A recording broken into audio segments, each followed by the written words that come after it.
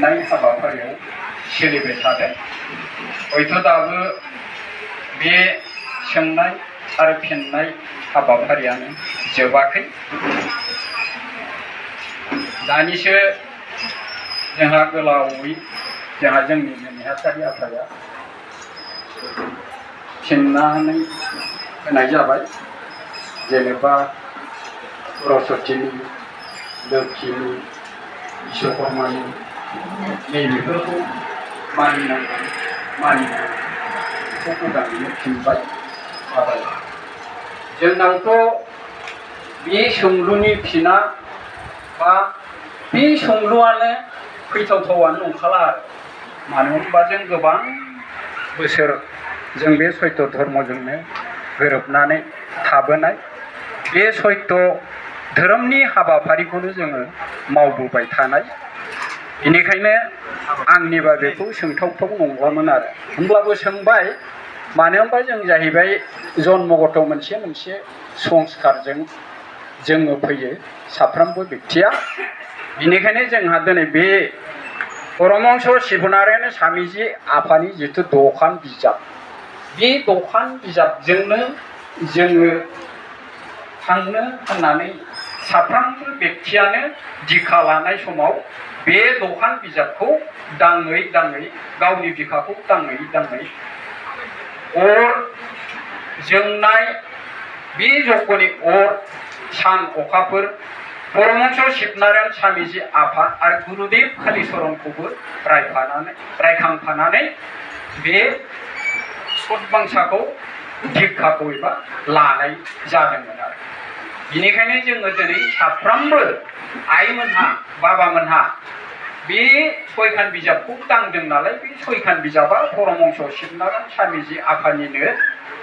महनि महन सत्तु उपाध्याय लिरनाय बिजाब। बेनिखायनो जोङो साफ्रोमबो बेक्तिया दिनै बे सयखानाव जा दं नैनि मथेसो जोङो बे सत्य धर्मनि हाबाखौ मावफुंनो नाजानाया जोंनि साफ्रोमबो आइ आरो बाबामोननि साफ्रोमबो बेक्तिनिनो कर्तब्य आरो आइनि बाबा। बेनिखायनो दिनै सोंनाय फिननायाथ' थिगानो जादों। दा गोजोनथाव आफायाबो गोजोननायखौनो मोनदों। मानो होनबा नोंसिनाव आंबो दा साननो गोनां जादों, गुबुन जायगायाव बिदि सोङामोन। मानो होनबा नोंसोरखौ ओरैबायदि माने आंनि अन्तराव माने रंजाखांनाय मोनदों आरो। मानि थाखाय रंजाखांनाय मोनदों दहाय गोजोनथाव आफायाबो बुंलांबाय। मानो होनबा नोंसिनाव बे सत्य धर्मनि सोमोन्दैयै नोंसिनि गोरबोआव दै गांनाय बादि गांदों, बेखौ नुदों आरो दा। बेनिखायनो बैफोरखौ मानो नांबावगौ? सयखानाव जिहेतु गैयाब्ला होमबा बेफोर बन्द जानांसिगौ। नोंसोर बे सोंग्रा बेक्तिनि गोरबोआव बे सिखारदों आरो। बहुद धन्यबाद आंनिफ्राय आरो बेबायदि आरो। मानो होनबा बे बुस्थुखौ जोंनो नांखाथारला। मानो होनबा जति स्वरूपनि अनगायै परमहंस शिबनारायण स्वामीजिया जोंनो जेबो मुवा खिथालाङाखै। मानो होनबा बे जति स्वरूपखौ खुलुमब्लानो नोंसोरो फरायदों हयथ' अमृतसागरखौ, माने बै जे 84 लक्ष जनि ब्रह्मन नङा होमबा? नैबे 33 कौटि देव देवी बे सानखौ खुलुमब्लानो 84 लक्ष जनि ब्रह्मन 33 कौटि मोदाय मोदायजो बेखौ खुलुमनाय जाफाहरजोबो। होमबा बै 33 कौटियाव बै लोक्षि, बै दुर्गा, बै काली, बै सरस्वती, बै बिश्वकर्मा बे 33 कौटियाव गोग्लैयाखै नामा? निश्चय गोग्लैदों नङा होनबा बाबा? गोग्लैदों बेबो। होमबा जोङो दिनै पुण्य परब्रह्म जति स्वरूपनिनो अनजानाय हाबा बे जगखौ मावबायब्ला जोङो सानफ्रामबो फुं आरो मोनाबिलि टाइमाव मिलौहाब मोदोमफ्रु जिराद लानानै जोङो अराव आहुति होबाय। बेनि अनगा आरो मुलुगाव जेबो गैला होननानै खिथालांखानाय आरो। होमबालाय जोंलाय मानोथो बे सरस्वतीखौ मानो मानिबावनांगौ जाखो आलादा हिसाबै? बे लोखिखौ मानो आलदा हिसाबै मानिबावनांगौ जाखो फालाय बिश्वकर्माखौ मानो मानिबावनांगौ जाखो फालाय दहायबो सासे बाबाया बुंबाय बिश्वआथ' बिश्वखौनो बुंबाय बिनिफ्राय कर्म कार्य हाबा बे मुलुगनि खामानिखौ सोर मावदों बेखौ दहाय बाबायाबो बुंबाय नङा होमबा बियो बै साननारायणासो बे मुलुगनि गासैबोनि खामानिखौ बे मावफुंहरगासिनो दङ होमबालाय बिश्वकर्माया बेनो बे बिश्वकर्मानि अननाय एबा अनजानाय हाबायानो जाहैबाय यज्ञ ओंखायनो बे यज्ञखौ होफ्लायबाय थाग्रा बेक्तिया बै आलदा आलदा मुं लानानै मोदाय मोदायजोनि मुङै आरोबाव यज्ञ बा माबा मोनसे खुलुमनो गोनां थालिया आइमोन आफा सरस्वतीनि खोथाखौथ' हनै बुंबाय दहाय जोंहा गोजोनथाव आफायाबो सरस्वतीयाव मा मा दंफायो सरस्वतीजों मा दङ बिना दंना ओमफ्राय हांसोबो दङना बेनिफ्राय पद्मआव ना बहाबा जिरायो बेयो ना हांसोआवसो जिरायो बाहना हांसो बेनो आरो माने बेखौ आयथाथिकआवसो लाबोनांगौ बेखौ आयथाथिकआव लाबोआलासिनो बै हिन्दु मठनि मानसिफ्रा बिसार गैयाजासे दिनै बे सरस्वतीखौ मानिगासिनो दं जोंनि बे आसामावल'सो बे सरस्वती मानिग्रा फुजिग्राया गुबुनाव गैया बेखौ मानिग्रा हयथ' इण्डियानाव बबेबा एसे थानोबो हागौ इण्डियान बारबाथाय जेरावबो गैला सरस्वती मानिग्रा होमबा एसे बिसाराव फैदो आइमोन बाबा जोंनि बे आसाम बा इण्डियानाव बे सरस्वतीखौ मानिबाय लेखानि बिगोमा होननानै नाथाय रोंनायनि बिथिङाव गियाननि बिथिङाव बिगियाननि बिथिङाव नोंसोरो नायदो आइमोन आफामोन आमेरिकानाव थांदो फ्रान्सआव थांदो जार्मानाव थांदो जापानाव थांदो नङा होमबा जोंनि बे आसाम इण्डियानिफ्राय बै जायगायाव बेसे गिदिर गिदिर बिगियान दं नङा होमबा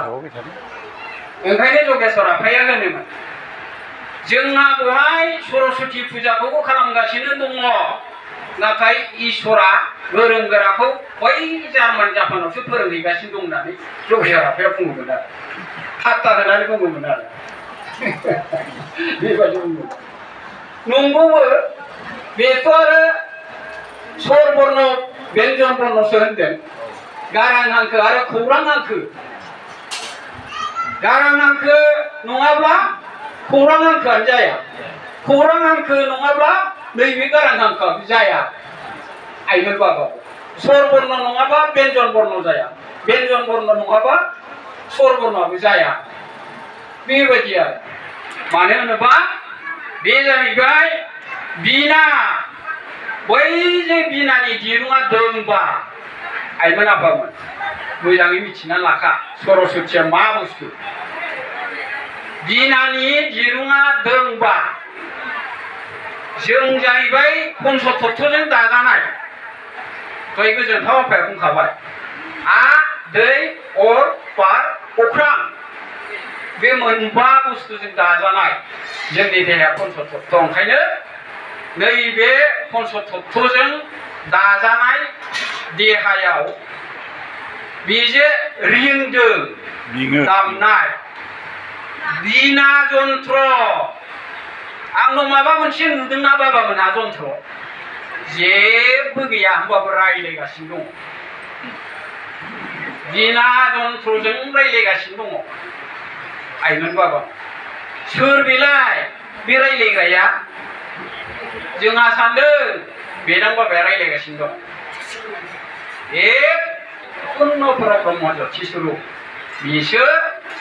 रायज्लायगासिनो दं आरो बिसो रायज्लायगासिनो दं जिउआसो आरो बेबायदि आरो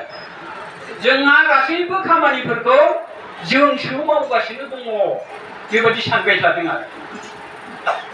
अगियान नालाय जोङो बेबायदि सानफ्राङो आरो नाथाय जथि स्वरूपा गावनो जोंजों लोगोसे थानानै गावनि मा मावनांगौ बेखौ जोंनि गोरबोआव प्रेरण खालामनानै बुंहोगासिनो दं मावहोगासिनो दङ बेबायदि आरो बिनिफ्राय बिनि बाहना हांसो हांसोनि सोदोबथिया जाहैबाय हंस हंसनि ओंथिया मा बिबिखि बिबिखि बिबिखि जानांगौ जों मानो होनबा बे हांसोआ जाहैबाय जिबायदि गाज्रि बारियाव हाब्रु सैमा खि अमा खि मानसि खि लेथ्रा लेथ्रा बे जायगायाव उरलांबाय थागोन जेला गावनि जानांगौ मुवाखौ मोनागौ मानि बियो ओरै फेरलांबाय थागोन आरो गारजोबनांगोन जेला गाव थांनानै थाग्रा मुवाखौ मोनबाय होमबासो बेखौसो जागोन आरो बासि बासि सायख' सायख' बे बै गाज्रिखौ जाया थिग बिदिनो जोंखौबो माने बिजाबावथ' गोबां लिरनाय दङ एलपि स्कुलनिफ्राय नों कलेजसिम मा मा लिरनाय दं बेहायलाय सिखावनि दं डाकातनि दं फाटफ्रानि दं लांसुनियानि दं थगायसुलानि दं नङा होमबा बिजाबावबोथ' बिदिनो दङ बेबायदि आरो बिनिखायनो जोङो बै बिजाबाव जेरैहाय गाज्रि गाज्रिखौ होदोंब्लाबो बेफोरखौ गारजोबनानै जाय बुस्थुआनाखि नोंखौ एखेबारे मोजां महरै नोंखौ दैदेनलांनो हागोन मोजाङै नोंखौ दैदेननानै मोजां लामायाव नोंखौ दैथायहरनो हागोन नै बेफोर रावखौसो लानानै जोंखौ बै फरायनायनिफ्राय सायख' सायख' लानो थिनदों थिग बेबादिनो दिनैबो जोङो धोरोमनि आल'सना खालामदों धोरोमनि सावरायदों बेनिखायनो जोंनि धोरोमनि सावरायनाया बेखार नङा गुबुनफोरनि बादि नङा सल'फोरजों थांनाय नङा जोंना एक पुण्य परब्रह्म ज्योति स्वरूप सान नारायणनिसो बाथ्राफोरखौ जों बेवहाय मोनो परमहंसनि बुंनाय राव आइमोन आफा बेनिखायनो जोङो दिनैनिफ्राय लोक्षि फुजा सरस्वती फुजा दुर्गा फुजा बेफोरनि नामै जग्यखौ होनो नांला आइमोन आफा मानो होनबा जोंखौ नैबे सयखान बिजाबाव फुं आरो मोनाबिलि समाव मिलौहाब मोदोमफ्रु जिराद लानानै माने अराव आहुति होनो थिनदों एसे नित्य आहुति परमखयनाय गीताखौथ' नोंसोर फरायबाय नङा होमबा बै जे इसोरार भितरते चित्तशुद्धि निमित्ते शास्त्रे जय्ग आहुति बिधि होनदों इसोरजों अनजानो गावनि गोसो गोरबोखौ गोथार खालामनो थाखाय शास्त्रआव जग्य आहुतिनि खान्थि ओरै होनदों आरो जग्य आहुति नाना प्रकार जग्य आहुतिया गोबां रोखोमनि बाबामोनहा जायफ्रा प्रसारक पुरहित बिसोरो खिथागासिनो दं बुजायगासिनो दं आरो नाथाय हयथ' माखासेफ्रा खिथादोंबाबो दिनै खिथाबाय न'आव सहैबानो बांजोब्बाय नैबेफोरबायदि जायो आरो मानो होनबा जोंहा बिथिं थावखि गैया नालाय बेबायदि आरो बेनिफ्राय नोंसिनि गासैबो मावनाय दांनाय हाबायाबो जग्य आहुति आं बुंगासिनो बेबो जग्य आहुति नोंसिनाव नांहैगासिनो दङ ज' दाजाब ज' नोंसोर गियान जागासिनो दं बेदां बाबायानो ओरै थोरै बुंगासिनो दं बेबायदि आरो नोंसोर जिरायगासिनो दं बेबो जग्य गासैबो हाल खदाल मावनाय ओंखाम संनाय ओंख्रि संनाय सिथ्ला सिबनाय जि दानाय लुनाय सुनाय गासिबो जग्य आहुति होनदों आरो किन्तु আপনারা যে সুগন্ধ সুমিষ্ট পদার্থ লইয়া অগ্নিতে হোম করিতেছেন ও করাইতেছেন ইহা এক প্রধান যজ্ঞ नाथाय नोंसोर जे मिलौहाब मोदोमफ्रु जिराद लानानै जे अर खुगायाव आहुति होदो बे जाहैबाय बयनिफ्रायबो देरसिन गाहाय जग्य जाहाथे बिघ्न नाश दुख निवृत्ति सुख प्राप्ति बेजों मा जायो होनदों दुखुआ खारो जारलाया जोबो सुखखौ मोनथायनो हायो होनदों आरो याते अंतःकरण शुद्ध हइया तेज प्रकाश ज्ञानोदय हय बे नित्यखौ होफ्लायबाय थायोब्ला मा जायो होनैबाय माने अंतःकरण नैबे जिथु अन्त बियो गोथार जायो होनदों होमबा बे अन्थरखौ गोथार खालामनोब्ला दहायनो बुंबोदों गिबियाव आपनारा जे सुगन्ध सुमिष्ठ बै मुवाया नोंनिया बे जौगआव गोग्लैदोंना गोग्लैयाखै बेखौ एसे सिन्था खालामदो आइमोन बाबा जानला मोनलाजों होनानै नों बेखौ अंतःकरण शुद्ध जादों होनब्ला जानाय नङा आरो मानोबा अंतःकरण अंतरनि खर'नि खामानिखौ बै मिलौहाब मोदोमफ्रु जिराद नों जे होदोंमोन अराव नै बेसो नैबे अंतःकरण जि खामानि मावदों बेखौ मावगोन आरो होमबासो अंतरा शुद्ध जागोन होमबाना तेज प्रकाश होनदों गोहोआ नुजागोन गियाना उदय जागोन बे खोथाखौ बुंदों आरो बेनिखायनो मोजाङै थाल ला आइमोन आफामोन दा सुरुनि खोथा बुंबाय थादों दावराव जाबाय थादों नोङो सुरुखौ बुरजा लानानै 100 ग्राम सुरु लानानै काजुखौ बाय गरसेल' होब्ला किसमिसखौ गरसेल' होब्ला नोङो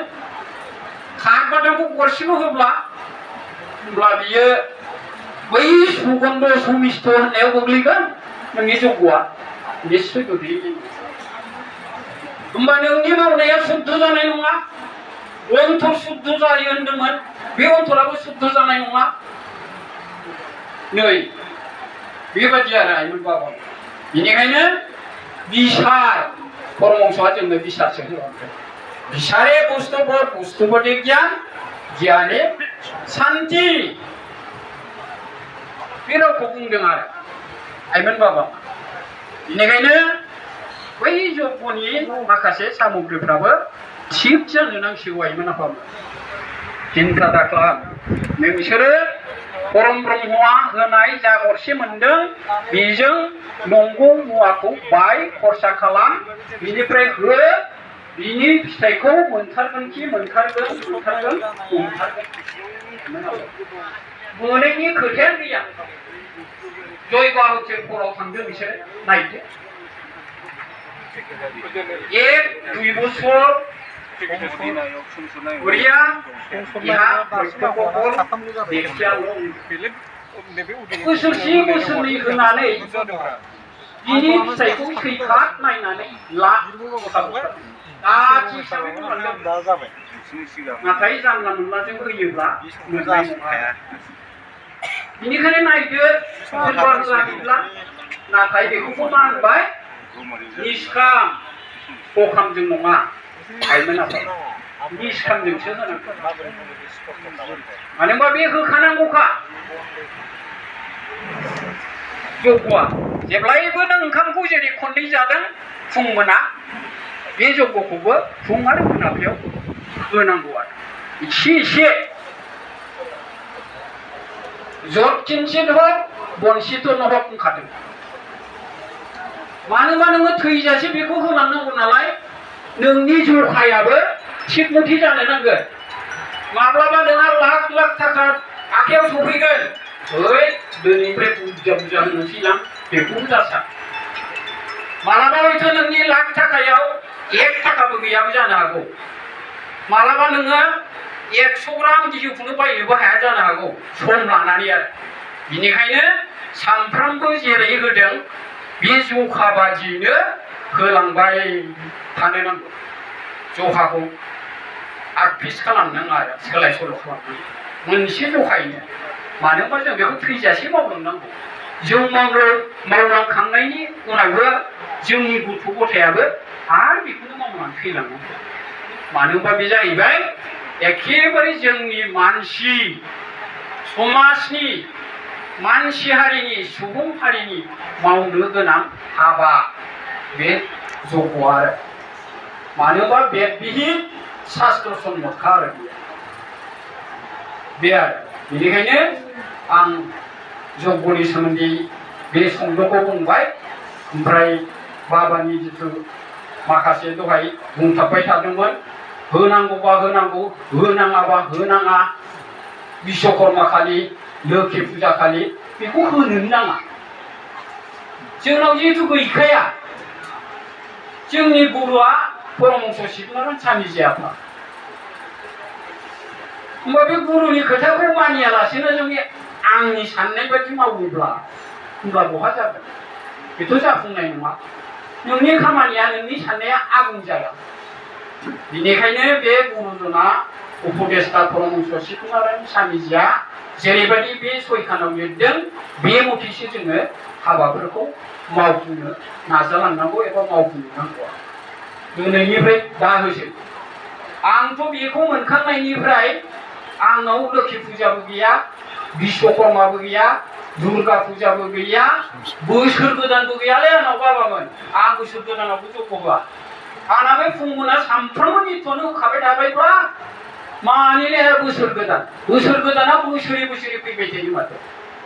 आरो मा बोसोर गोदाननि जग्य बावबायलाय। सोरहाबा जुदि गोसोआव बोरैबा सानदोंब्ला सानदो माव बहाय जेबो बुंनांगौ गैया आंहा। आं माने परमहंसखौ मोनबाय आंनाव बेफोरबायदिया दा गैला आंनाव गैला। आरो आंनि जेसेबां लोगो दं जोंनाव रावबो बोसोर गोदानाव जग्य होआ बिश्वकर्मायावबो होआ लोखि फुजायावबो होआ। जोंना 12-13 जनल' दंखायो दा ढेकियाजुलि ओनसोलाव नै जोंना प्रसादकआ गेलेबाखा आनसलिकनि प्रसादकआ एम इ स्कुलनि फोरोंगिरि बै पाठसालायाव बेना खामानिया साख्रि जोंना बेनो आनसलिक प्रसादक। जोंनाव बेबायदि गैला आरो दा ओंखायनो जोंनाव गैयैखौ जोंनाव मावैखौ परमहंसआ जेखौ थिनदों बेखौ आं नोंसोर आइ बाबामोननि सिगाङाव दिनै फोरमान होबाय एबा खिथाबाय आरो फोरमायनानै होनाय। ओंखायनो जोङो माखासे संस्कारनिफ्राय जोङो सैम्य जानांगौ। संस्कारै सयतलाभेर प्रतिबन्धक होनदों। बेफोर संस्कार मोनसे मोनसे जोंनि लुगैनाय परमहंसआ बुंदोंना मानसिफ्रा मोनथाम रोखोमनि खुलुमो होननानै प्रिति लभ भय मोनथामजों खुलुमो इसोरखौ। मोनथाम आयदा अननायजों खुलुमबाय लभजों खुलुमबाय थाखा फैसा मटर गारि हा हु बायदि बायदि नांगौ आरो बेनिफ्राय मोनसेया जाहैबाय भय दिनै माबा मोनसे जासिगोन नामा गाबोन माबा मोनसे जासिगोन नामाब्रा न'खराव ओरै थोरै जासिगोन नामा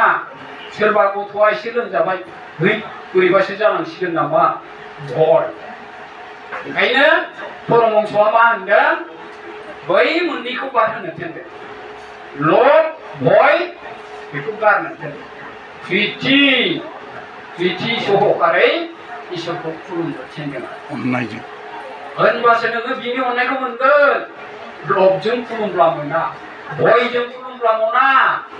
बे सैथोआ बेसेबां गोजानाव थागोन होनदों लभजों जाय खुलुमो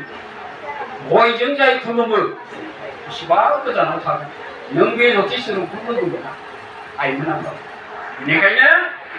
जोङो प्रिति सहकारै खुलुमदो प्रिति सहकारै फुं आरो मोनाबिलियाव आहुतिखौ होदो। आं खावलायबाय आरो एकदम बे सैथोखा आरो मावालासिनो दाथा आइमोनाबा मावब्लानो मोनगोन। नोंहा जेबो सुबिदा गोग्लैनाय नङा। माबा मोनसे नोंनि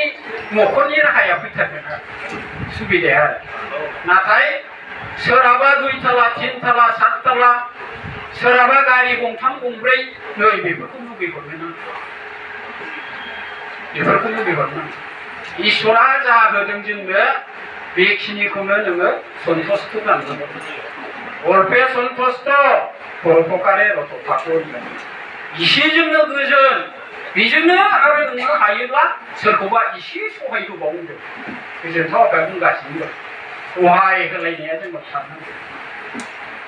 सहाय होलायनाया जोंनि गेजेराव थानो नांगौ बेबायदि आरो बेनिखायनो दा आं जगनि सोमोन्दैयै